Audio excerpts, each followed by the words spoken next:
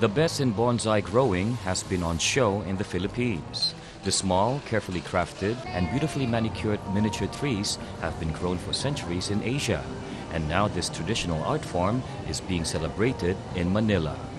Bonsai is the ancient art of creating and maintaining miniature trees. While the horticultural practice originated in China and later Japan, it is now popular around the world. Bonsai enthusiasts take cuttings from plants, including trees, and grow them in miniature in small pots, trays, and containers. The plants are then maintained through clipping and pruning in minute detail. Bonsai enthusiast El Rey Nocido from the Philippine Bonsai Society says the trees must display certain characteristics. He said a bonsai is a visual presentation of exaggerated proportion. Bonsai lovers in the Philippines are excited their country is hosting the exhibition. Many demonstrations take place during the event with exhibitors and visitors showing off their skills by creating and decorating the plants.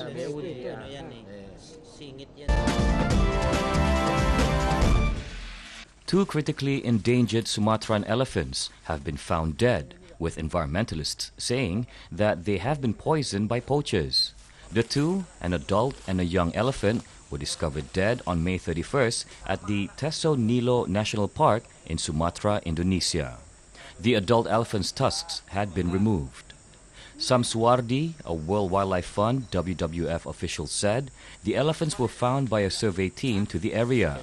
The WWF estimates there are only 2,400 to 2,800 elephants of the Sumatran subspecies alive in the wild, marking a 50% drop in numbers since 1985. It adds that 129 critically endangered Sumatran elephants have died on the island in less than a decade. Conflicts between wild elephants and humans are on the rise on Sumatra, where settlements, plantations, and industrial forest estates are rapidly reducing their natural habitat. Money may be tight in Vietnam at the moment, but it seems people still want to spend when it comes to cars and motorbikes. Thousands of people are flocking to a motor show in Ho Chi Minh City, which is showcasing the latest in four- and two-wheel technology. Despite Vietnam's current economic difficulties, the motor industry is running at full throttle. Figures suggest that sales have increased so far this year by around 4%. The 250 domestic and international companies showing off their products at this motor show are hoping to tap into some of that demand. As well as static displays, motor show visitors can also watch live demonstrations, with vehicles being put through their paces on obstacle courses. Around 100,000 cars are set to be sold each year here in Vietnam, which is still a relatively small number considering the country has a population of 90 million. A recent cut to car ownership tax from 20% to 12% may have triggered this year's rise in sales. But it seems people are still being cautious when it comes to parting with any cash. Nguyen Van Tang, who runs a car dealership, says despite car sales have slightly increased, the country is still going through economic difficulties. As such, he added that the people are not ready to spend a lot on luxury products like cars. For those who still prefer two wheels, motorcycles, traditionally the transport of choice for most people in Vietnam, also have a starring role at the motor show.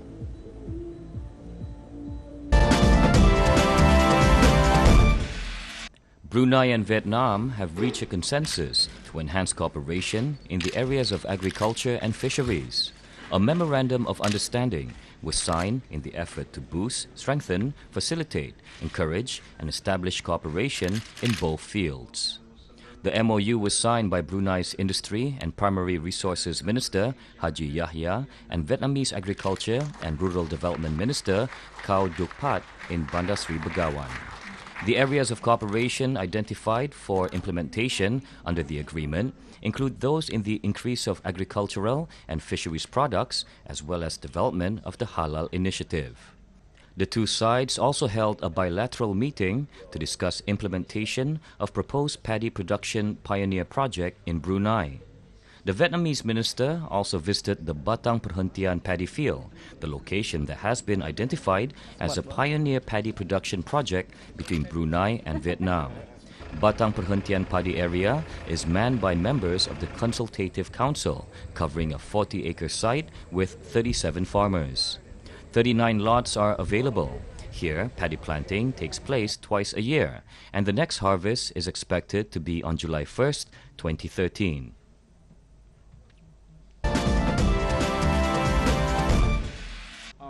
Brunei launched its first ever nature festival at the Dermaga Diraja in the capital Bandar Seri Begawan, carrying the theme of bird watching in Brunei Darussalam, which marks the beginning of bird watching tourism in the Sultanate.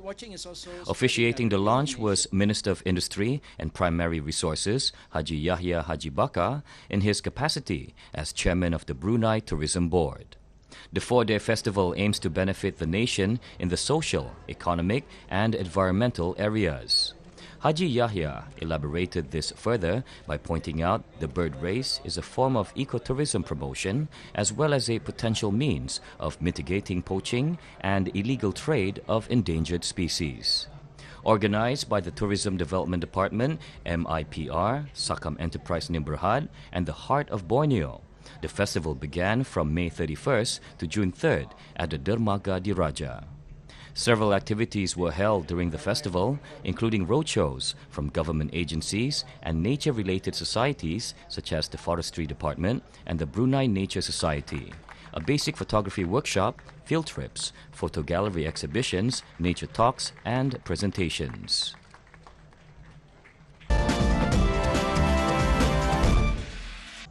Brunei Darussalam joins thousands of young people in creating a global green wave to celebrate the International Day for Biodiversity. All around the world, students, teachers, government sectors, banks, private sectors, and NGOs are hosting and participating in special planting celebrations to increase awareness about biodiversity. The Forestry Department, the Royal Brunei Armed Forces, University Brunei Darussalam, HSBC Brunei, and 29 secondary schools joined the tree planting celebration held at the Berakas Forest Reserve.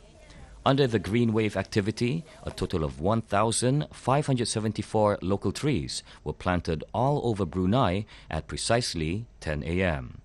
Present to join the tree planting celebration were the Director of Forestry Department, Awang Haji Saidin bin Saleh, and the Chief Executive of HSBC. The Green Wave is a project designed to support the objectives of the Convention on Biological Diversity, the world's international treaty that promotes the conservation and sustainable use of biodiversity and the fair and equitable sharing of the benefits derived from genetic resources. The project aims to help raise awareness and educate young people, tomorrow's leaders and citizens, on the loss of biodiversity that is taking place across the world, as well as on the need to take action to preserve life on Earth.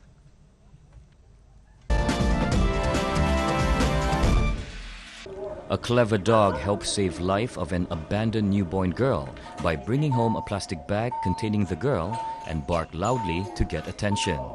The 2-year-old male canine named Pui came back home on Monday evening after wandering near his house in Ayuttaya's Ta Rua district with a plastic bag. Daughter of the house owner said she heard Pui bark very loudly. She then opened the bag and found a female baby with placenta attached to her belly inside.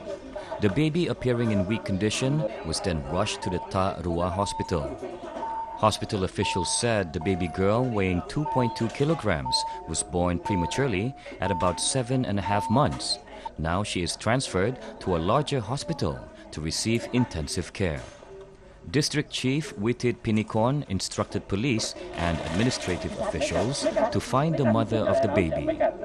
For Pui, his local heroic act helps him special rewards, leather collar with lash, and a certificate from Ta Rua Red Cross Society. The certificate bears his new name, Kap Tong, meaning carrying gold. He also received a medical checkup from provincial veterinarians as a special treat.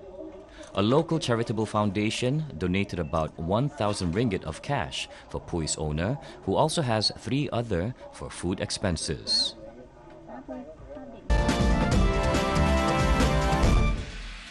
Thailand and the Worldwide Fund for Nature, WWF, launched 3 Maps project to reduce carbon emissions from deforestation and forest degradation by measuring and monitoring the carbon stored in Thai forests.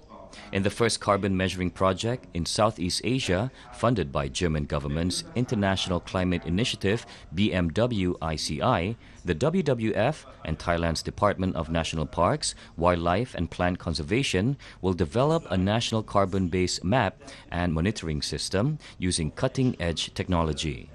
In collecting data, LIDAR, or light detection and ranging, which is a laser scanning device mounted on an aircraft, will be used in aerial surveys to produce highly accurate 3D maps of Khao Yai National Forest. This project will benefit Thailand to protect important forest areas, build forest conservation capacity, and help reduce carbon emissions, protect vital biodiversity and ecosystem services, and create sustainable livelihoods for many people. After the pilot project area in Dong Payayen Khao Yai Forest Complex, the survey will be extended to other areas throughout the country within the project period, which ends in 2015.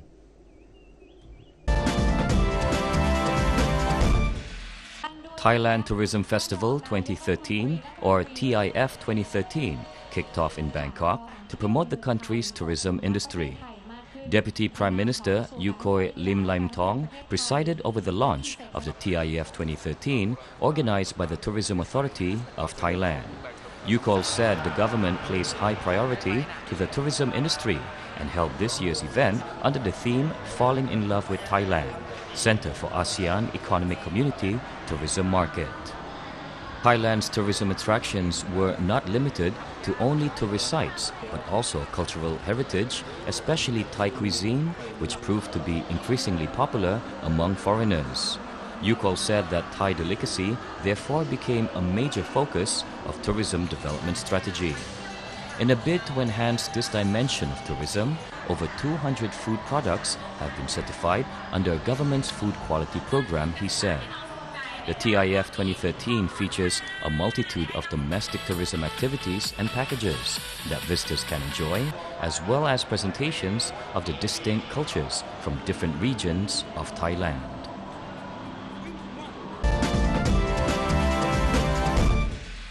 Indonesia's Defense Ministry, together with PT Dirgantara Indonesia, or PTDI, are promoting the capabilities of the CN-295 military transport aircraft in 5 ASEAN countries with an aim to gain access into the region's defense market and promote the defense industry of Indonesia. Director of Commerce and Restructuring of PTDI Budiman Saleh revealed at a press conference in Bangkok recently that the CN-295 military transport aircraft has been jointly produced by PTDI and Airbus Military, aiming to promote Indonesia's defense industry. In doing so, Indonesia hopes that the leading ASEAN country would gain better access into the region's defense market, while planning to further expand to the larger Asian market in the near future.